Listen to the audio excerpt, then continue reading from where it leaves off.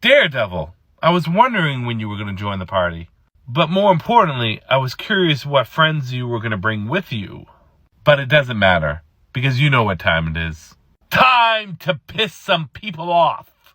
What is Daredevil's win-loss record? Let's do this. He loses to Nightwing. He loses to Bronze Tiger. He beats Red Hood. He loses to Karate Kid. He loses to Deathstroke. He loses to Bane. He loses to Batman. No comment on Ryu. It's a 50-50 with Ra's al Ghul and a 50-50 with Green Arrow. Confused? Allow me to explain. With Nightwing and Daredevil, there's a lot of similarities between the two of them. But similarities does not mean equal. When it comes down to strength, speed, AP, weaponry, tech, and skill, that all goes to Nightwing. The only category that I would give to Daredevil would be his durability. And even then, is pretty close between the two of them. Bronze Tiger is a close fight. I have no problem with people thinking that Daredevil would get a victory over him. Based off of the people that Daredevil has fought and the feats that he has, you could easily make a good argument. However, if we're taking into the base stats, the speed, strength, durability, and overall skill, Bronze Tiger takes those. So I'm going to give him the win. Jason Todd is the only true victory I'm giving Daredevil here. While Jason has better strength feats as well as better tech, and he's actually a really intelligent and savvy fighter, the speed advantage that Daredevil has is going to make the difference. And more importantly, Jason is an impulsive fighter. He is prone to make mistakes if he is getting pissed off, something Daredevil could do and use to his advantage. Karate Kid outclasses Daredevil in every category. Simple as that. Slade is faster. Slade is stronger. Slade can take more of a hit. He has better equipment, better weapon. Hey, he even has better perception. Slade wins. I can already see where people are going to go with Bane. They're going to make the comparison between Bane and Kingpin. And this isn't me lowballing Kingpin, because I do feel as though he's a slept-on character. But Bane is Bane. His strength, his speed, his durability, the amount of damage he takes. Yeah, maybe Batman can beat him up, but that's Batman. And this isn't a random encounter. Bane can start off without juicing, and then once shit gets real, he can just juice up. And then there's a problem there. More importantly, if Bane is able to take down someone like Nightwing, who I believe is better than Daredevil, Bane can take down Daredevil. Dude, it's not even fair for Batman, right? Batman's faster.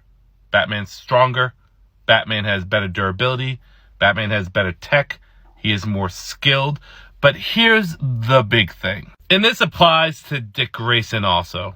But Batman is the world's greatest detective. And in DC, one of the world's best fighters. You wouldn't think he would pick up on the fact that he's fighting someone who is blind and is using sonar? He'd probably figure that out in the first minute. So if Batman doesn't just outright fight him and bully him around, he's probably going to use his sonar and the fact that he is fighting someone who is relying on their hearing against them and take him out. I'm just not going to comment on video game characters anymore. When I tell you guys that there's inconsistency with video game characters, none of you guys listen.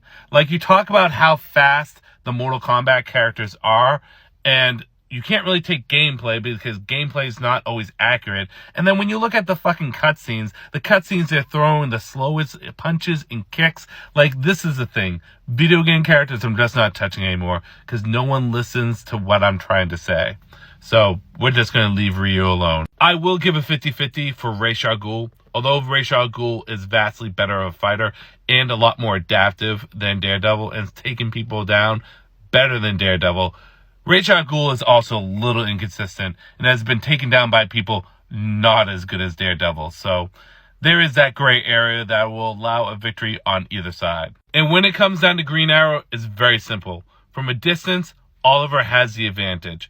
Yes, can Daredevil react and dodge stuff like his arrows? Of course. But there's so many trick arrows in his arsenal, one of them's eventually going to tag him. I have no doubt in my mind about that. Ollie is too good of a marksman not to be able to hit Daredevil. However, on the flip side, if Daredevil is going to get in close, well, Ollie is an amazing hand-to-hand fighter. Something a lot of people forget. Daredevil is a little bit better. So Daredevil would be able to take him down. And hey, listen, I like Daredevil. I think he has a cool look, cool design, cool concept. I enjoy reading his comics. Except for the most recent run, I don't like him getting overly powerful. I like him at that true street tier level, but he hasn't really done anything that has impressed me enough to put him over someone like Batman. But you guys can relax. These are all just my opinions, and I want to know yours. Comment, stitch, duet. I want to know.